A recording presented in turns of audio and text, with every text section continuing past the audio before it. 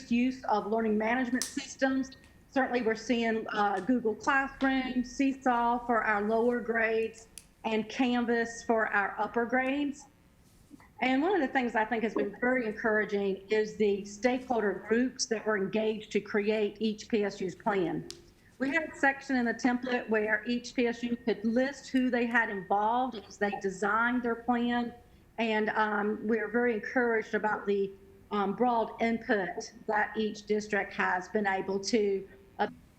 And then I just wanted to briefly touch on some of the challenges that we're seeing, and we'll go much more in depth with this when we present the full report. And these are some of the repeating elements that we've seen, and that's professional development. Getting teachers who have not taught in a blended learning or an online environment with the skill sets they need to teach in that type of environment. We're also seeing the need for shared curricular resources. And of course, we've heard this repeatedly, is infrastructure. We know we have areas in the state where we do not have any type of connectivity, be it Wi-Fi, LTE, or broadband.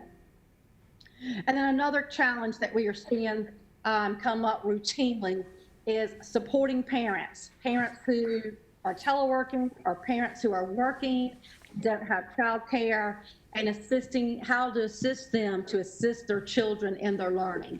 I think that one is one that we will see more of, and we will report on that as well. And then again, inconsistent access to Wi-Fi and cellular signal. Even though we know we've got many districts who are checking out different Wi-Fi devices, again, we still have a pocket of students who live where Wi-Fi or broadband are not available. So to wrap things up, we will bring a full report to you in September. And that report will include all the PSU plans, the responses to those requirements, and a deeper look at the strengths, challenges, and trends. And I just wanted to put a reminder again that these plans are not Plan B or Plan C. This is just one part of a much larger picture. But I'm very glad to be able to bring you this update today. And if you have any questions, I would love to be able to answer those. Thank you so much, Dr. Wren. Particularly those last couple of slides. The initial trends, I think, should give us all some increased confidence that the remote instruction that's going to be taking place across the state in the first semester, at least, is going to be constructive and instructional for our students, and it's being delivered in a really thoughtful, effective way. And then we also need to be daunted by the challenges that you just presented to us. Any questions for Dr. Wren? Ms. Kamnitz, this is Olivia. I have a quick one. Go ahead, Dr. Oxendine.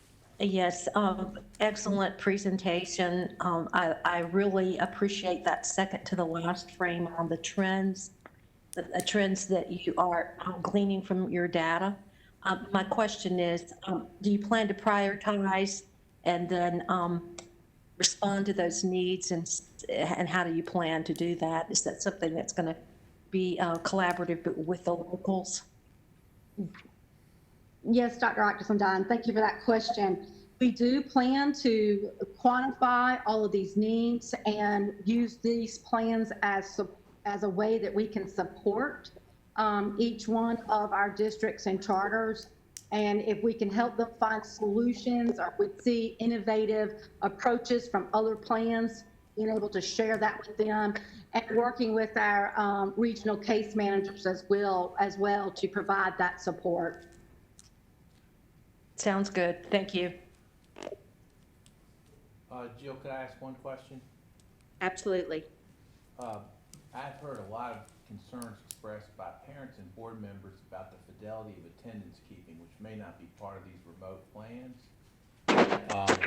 But is there, either if not part of these remote plans or from a DPI standpoint, do we have some process underway to assure some fidelity about that? It caused a great deal of concern over the spring months when we had remote learning, and so I don't know what our progress is on that, and thought I would ask at this juncture.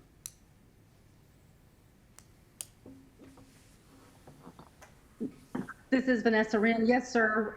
If you don't mind if I answer that question, as part of the remote instruction plan, each LEA was directed to take attendance. However, we have compulsory attendance, and we always will take attendance when school is in session, be it remote or be it on site or blended. So we have provided clear guidance on how to take attendance on remote instruction days. And we have also updated our student information system where we now have calendar types and attendant codes types that can address off-site and on-site instruction days, and if a student is present or absent during those instructional days. Ms. Kamnitz, Bev Emery, Yes. if I could. Yes, Dr. Emery. I just wanted to lift up this work and the leadership of digital teaching and learning along with the other colleagues in the department. On Friday, March 13th, we had our first webinar, and the remote teaching and learning support site was launched. That's been about 150 days ago, and since then, the amount of work in terms of support, webinars, training, I would also go so far as to say the thousands who attended the help sessions on these remote learning plans has a direct correlation to the great response that we've seen from our districts and PSUs. In the middle of all that, this team also helped us envision and write and submit, and we successfully received word last week of a $17.6 million grant from the U.S. Department of Education. All of these resources, those from our General Assembly, those you have earmarked for us, really do go a long way to helping us support our districts and charters in this work. So thanks to everyone who's contributed in any way to this. It really does make a difference.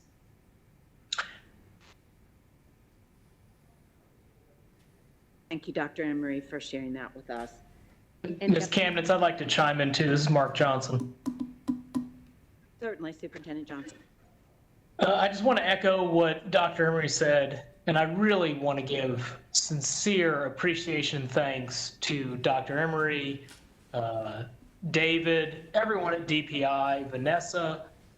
You know, it might be hard to believe with all the struggles that we're going through here in North Carolina that because of the work we've done over the past few years, not even knowing that COVID-19 was coming, we are actually one of the national leaders in this work.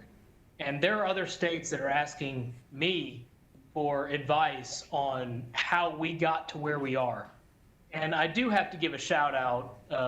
One of the most important things, obviously, are the people that you bring into DPI to lead this work.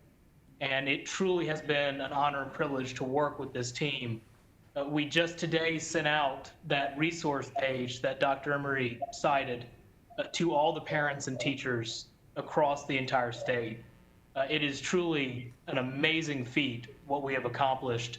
There are a lot of obstacles that we still have to overcome, but we have done amazing work in these past 150 days, and I know we'll continue to do that amazing work into the future. Thank you. Thank you, Superintendent Johnson. I think that's a wonderful way to end this discussion, and we'll look forward to taking this back up again next month. Thank you, Dr. Wren. Thank you. Finally, we have one item on the consent agenda. It is the reappointment or replacement of compliance committee members, and we talked about this last month. Again, this will just be a consent item. And with that, committee business for this month. Thank you, Ms. Kamnitz. This concludes today's committee reports. We'll have the remaining committee meetings during tomorrow's board meeting. I want to thank my colleagues, advisors, DPI staff, and others who contributed to today's meeting. I now ask for a motion to go into closed session. And note for all listening that following closed session, the August 5th, 2020 meeting will adjourn immediately. Vice Chair Duncan.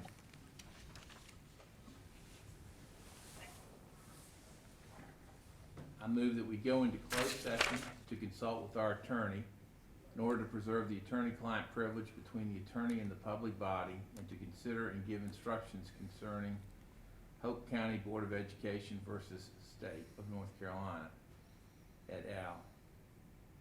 To prevent the disclosure of privileged information under GSC 115C-13 that protects the confidentiality of records from local school administrative units or its officers or employees, and for personnel matters to consider the qualifications, competence, performance, or condition of appointment of a public officer, employee, or prospective public officer or employee.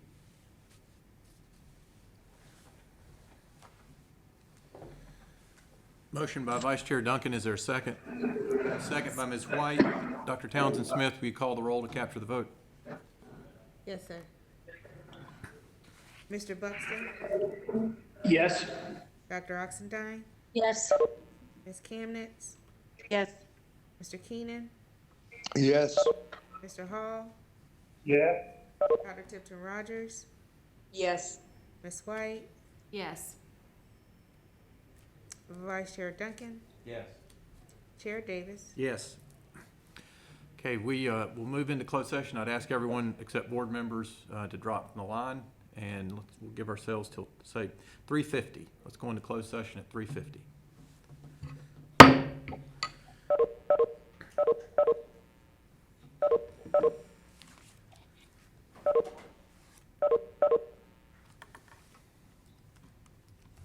We just stay in here, Deanna? Yes.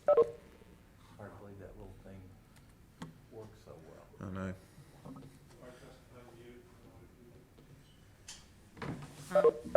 You shouldn't have to unmute Tom, because I think like what's gonna happen is we're gonna feed this